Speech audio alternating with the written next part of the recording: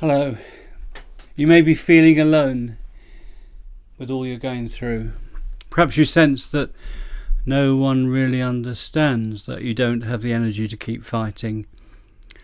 How many of us have felt in a similar way? That we are tired and sometimes just want it all to stop. Adversity so often seems arbitrary. Excuse me. It's not just in our private work and home lives that we suffer. Publicly reported tragedies also take place out of the blue. An earthquake destroys a town. A gunman brings chaos to the innocent, or war tears through the lives of civilians. We watch the news and think, that could happen to me. And indeed, loss and pain can strike without warning, shattering homes, families and livelihoods. Hardship, affliction, they arrive unbidden, indifferent to fairness.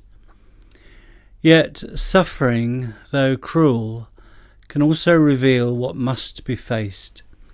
It exposes what needs to be healed, or perhaps what needs to be understood. I often wonder how I would respond if something truly terrible happened to me. Would I crumble? Would I endure? I'm grateful I haven't been tested in that way. In 2002, a forest fire in California left more than 2,000 families homeless. By 2006, many had rebuilt their homes. Among them was a couple, Jim and Maureen, with their teenage son. After long years in temporary accommodation, they finally returned to a new house, only to face higher mortgage rates. Also to face the loss of Jim's business and eventually, sadly, the repossession of their home. For them, tragedy came not in one moment, but in waves, a slow unravelling of stability, a lesson in the fragility of what we take for granted. We assume our homes, our work, our health are permanent fixtures of life, but they are not. Tragedy strips away illusion and shows us how impermanent everything is. And when the ground beneath us gives way, we cry out, "It's not fair. It's not how things are meant to be." And yet I know that not everyone who suffers becomes a victim of suffering. Think of Viktor Frankl in the Auschwitz concentration camp during the Second World War.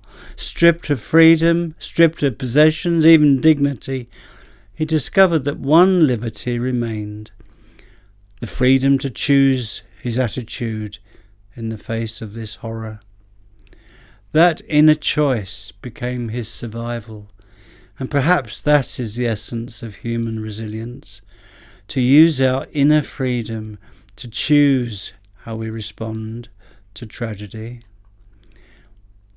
Even everyday lives can be overturned by misfortune.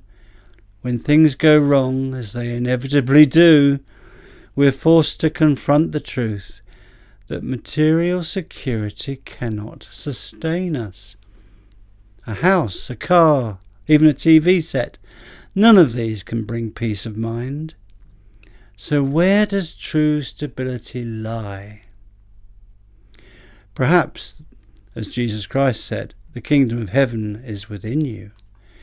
And if that's true, heaven is not somewhere distant, but an inner state, a quiet spiritual reality, untouched by physical disaster.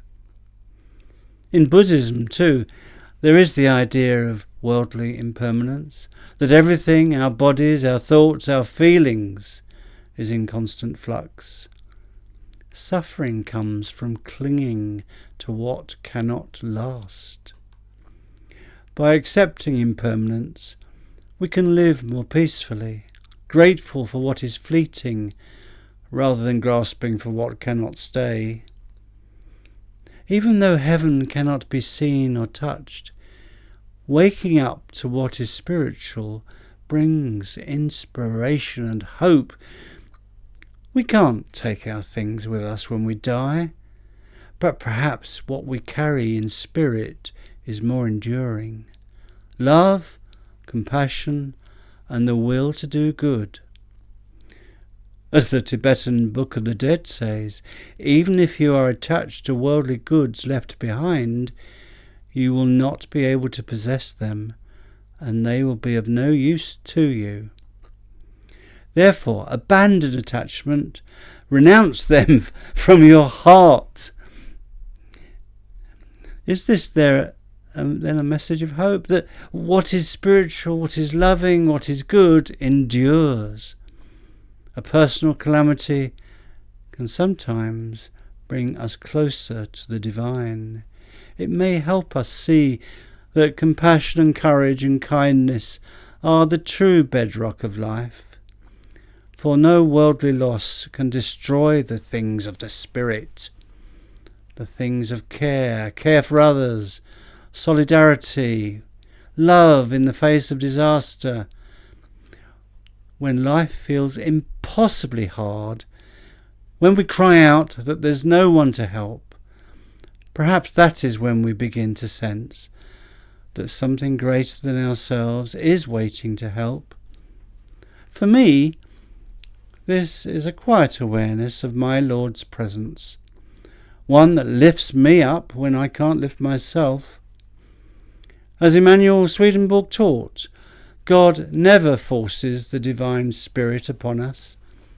There are no thunderbolts, no compelled belief, only a gentle providence, constant, loving, hidden. God does not cause our suffering, but bends even adversity towards our inner growth and our good, if we will allow it.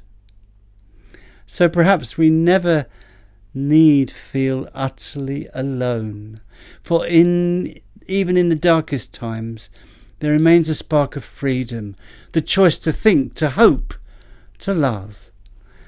Our inner freedom lets us let go of bitterness and embrace a state of mind grounded in peace, wisdom, and perhaps in the end that quiet choice is the truest form of strength.